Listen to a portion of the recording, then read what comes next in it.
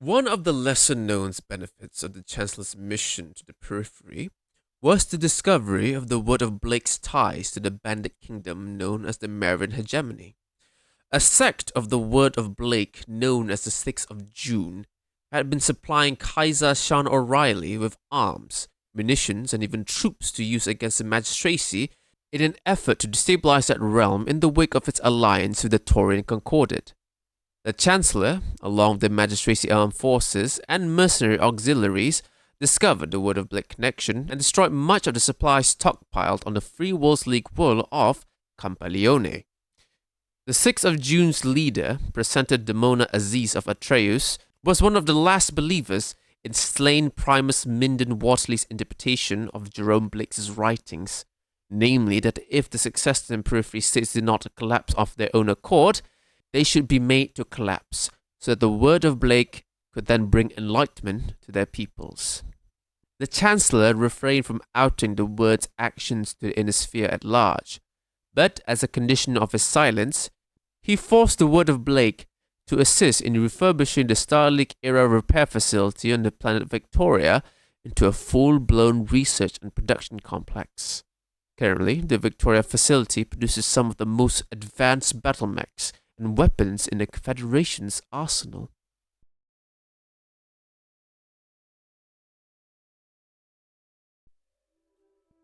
Almost immediately after Operation Guerrero ended, the Capellan Confederation launched its Chaos March campaign to reclaim the remaining worlds that had declared independence and formed their own states. However, the CCAF was overstretched from garrisoning the recovered planets and was suffering from general fatigue, leaving it unable to advance deeper into the disputed region. Fortunately, a silver lining allowed them time to recover. Most newly independent worlds remained sympathetic to the Confederation and resisted any federated Commonwealth attempts to reassert control. The Davians themselves struggled to commit to major reclamation efforts due to the Commonwealth's fragmentation and growing clan-related tensions in the covert regions. With the stalemate unbroken, Sun Tzu shifted its focus elsewhere. Reports from the periphery indicated that the magistracy of Canopus was facing escalating pirate raids and was struggling to repel them. The Centrella suspected Capellan involvement in funding the pirates. In reality, the Marian Hegemony, supported by a supposedly splintered Word of Blake faction, was behind the attacks. The pirates wielded advanced weapons, far surpassing the capabilities of the magistracy armed forces. Seeing an opportunity for cooperation, Sun Tzu personally traveled to Canopus 4 to meet Magistrate Emma Centrella and propose a joint defense pact.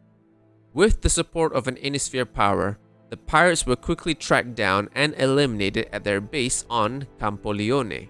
The word of Blake's involved soon became clear, and as reparations, the organization was forced to refurbish a Starlink-era facility on Victoria into a research and production complex, among other concessions. In gratitude, the magistracy of Canopus entered a full alliance with the Confederation and loaned its forces to the CCAF to support further reclamation efforts. With Canopian reinforcements, the CCAF resumed operations in the Chaos March, beginning with the reintegration of the reborn Son of Supremacy in 3058. This partnership later evolved into the Trinity Alliance with the addition of the Taurian Concordat. Though the Outreach Conference is rightly considered the first peaceful diplomatic meeting of the successor state lords since the fall of the Star League, the wedding of Hans Davian and Melissa Steiner was not, properly speaking, a diplomatic event. Its results were never more than lackluster. Much has been made over the years of the Free Worlds League's export of military hardware, but it most likely would not have taken a grand conference on the Dragoons' homeworld to create such activity. League manufacturers are canny industrialists, and they would have seen the lucrative markets opening in other realms as the clans demolished the militaries of the Federate Commonwealth and the Draconis Combine. Not even Thomas Merrick, had he been inclined, could have kept the various provincial manufacturers from selling to those threatened states. The military agreements made on outreach never got past the planning stages. The only realm to send troops to face the clans on another nation's soil was St. Ives Compact, which rotated a roughly battalion-sized expeditionary force along the Lyran border from 3052 to 3056. No Capellan unit was ever sent into the Commonwealth or the Combine before the Harlock Raiders arrived on Coventry, despite the 8 provisions of the Outreach Accords. The quieting of the border of the Comscar's victory on Tukaid meant that emergency provisions were never invoked, that is, never until Coventry. The coalition of forces from every realm showed Innisphere leaders that they could cooperate militarily against their enemies. The reformation of the Star League on Tharkad, it could be argued, is the only logical outcome from such a peaceful assemblage of war-making units as they gathered on Coventry after the Jade Falcon withdrew, and it would take the Band of the Star League to bring those units to fight alongside each other.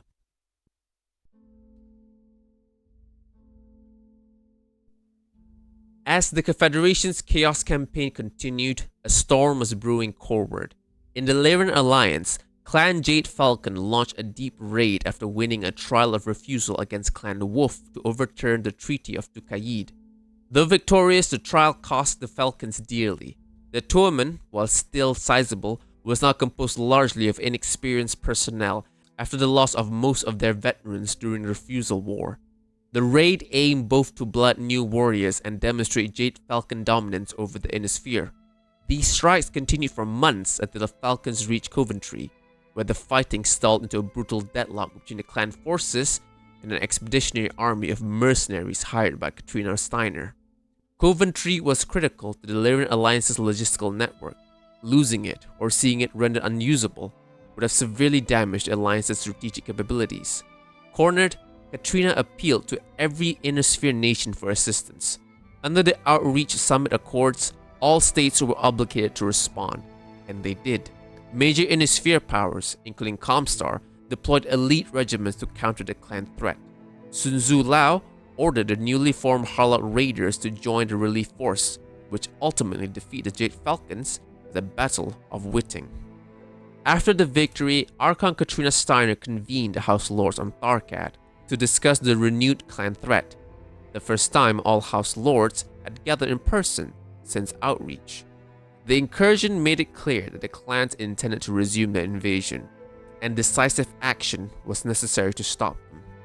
With clans Wolf and Jade Falcon weakened, the Innisphere targeted the next strongest clan, the Smoke Jaguars.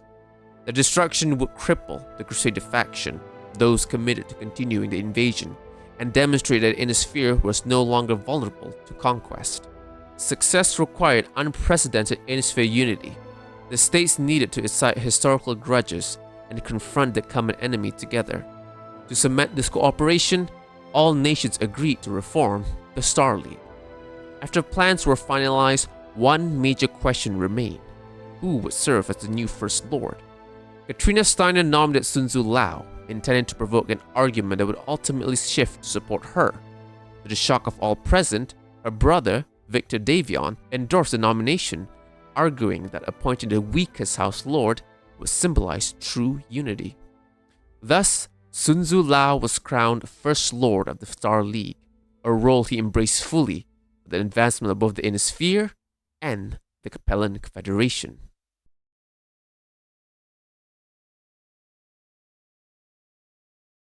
The time has come to announce to the Innisphere and to ourselves that we are Capellans, to remind our enemies that we are worthy of their respect, to remind our children that we are worthy of their honor. The time has come for us, a united Capellan nation, to retake our primacy of place from the ghosts that plague us, to again toe the line and declare our existence. We must, like the fabled phoenix, rise again. Xin Sheng!